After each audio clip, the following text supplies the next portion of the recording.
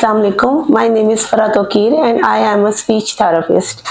मैं Unicare medical centre में as a speech therapist पिछले 2 साल से काम कर रही हूँ। आज हम जिस इशू पर बात करेंगे वो है स्पीच डिले और ऑटिज़म का फ़र्क।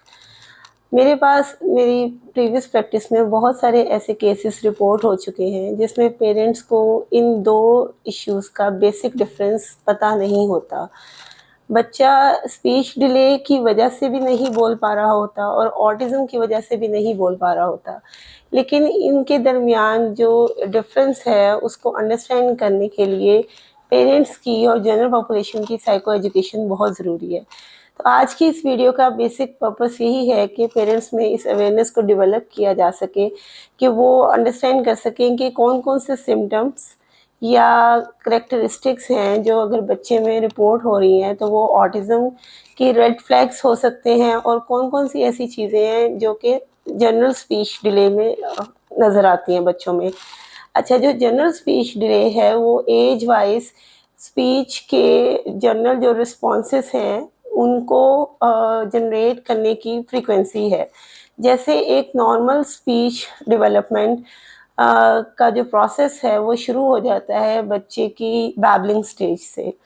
अब 9 मंथ से लेके 12 मंथ के दरमियान बच्चा अपना फर्स्ट वर्ड प्रोड्यूस कर देता है और 2 इयर्स का बच्चा अराउंड 100 टू 150 वर्ड्स बोल सकता है और 3 इयर्स का बच्चा यूजुअली 3 वर्ड्स का सेंटेंस बोल लेता है।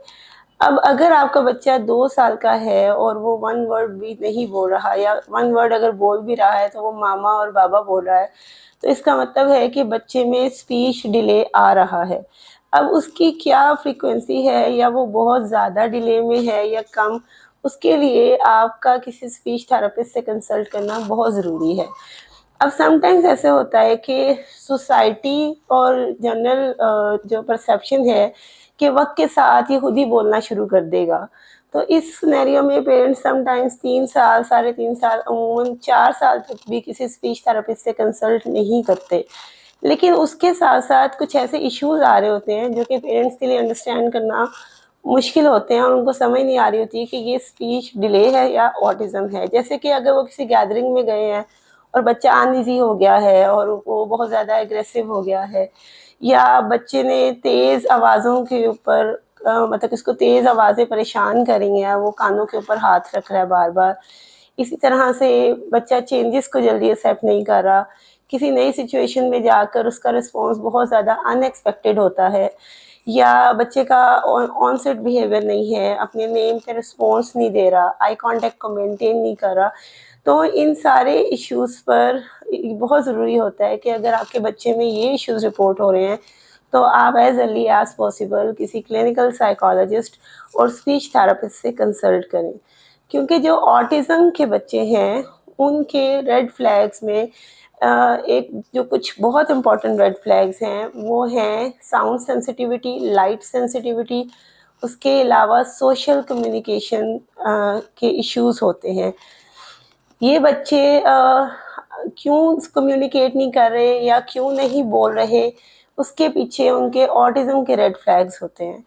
जबकि जनरल स्पीच डिले का बच्चा अपने हो सकता है कि उनके ओरल मोटर मैकेनिज़्म में कोई इश्यू आ रहा हो या उनको जनरल स्पीच डिले हो। लेकिन जो ऑटिज़म का बच्चा है समटाइम्स वो वर्बल रिस्पॉन्सेस देता है, लेकिन वो वर्बल रिस्पॉन्सेस इतने स्पॉन्टेनियस होते हैं और वो इतने नॉन फ्रीक्वेंट होते हैं कि कभी वो बैठे-बैठे अचानक से कोई सेंटेंस बोल देगा और कभी वो बहुत ज़्यादा वक़्त की कोशिश के बावजूद 1 वर्ड भी नहीं बोलेगा। दूसरा इनका फीचर ये होता है कि इनकी सेमांटिक्स जो हैं वो डिस्टर्ब्ड होते हैं, मीनिंगफुल स्पीच नहीं होती। ये समटाइम्स अपने सराउंडिंग से कुछ ऐसी आवाज़ें सुनते हैं और जिसकी इनको खुद भी अंडरस्टैंडिंग नहीं होती, लेकिन ये उन आवाज़ों को बार-बार दोहराते हैं।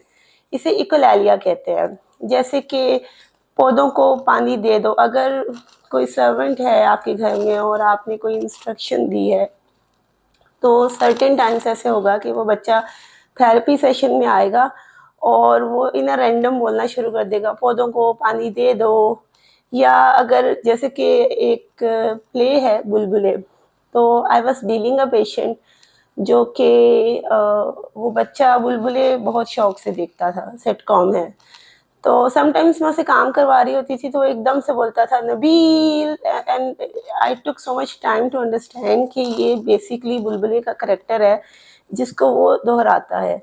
तो इस तरह के सिम्टम्स अगर आपके बच्चे में आ रहे हैं, अगर वो स्पीच डिले के साथ साथ तेज़ आवाज़ों से भी घबराता है, तेज़ रोशनियों से भी घबराता है, सोशल गैदरिंग्स को अवॉइड करता है, या किसी भी नई सिचुएशन में जाकर उसका बिहेवियर अनकंट्रोलेबल हो जाता है, उसके स्टीरियोटिपिकल एटीट्यूड्स हैं, रिजिड बिहेवियर्स हैं, तो आपको देर नहीं करनी चाहिए बल्कि एज अर्ली एज पॉसिबल किसी स्पीच थेरेपिस्ट या क्लिनिकल साइकोलॉजिस्ट से कंसल्ट करना चाहिए।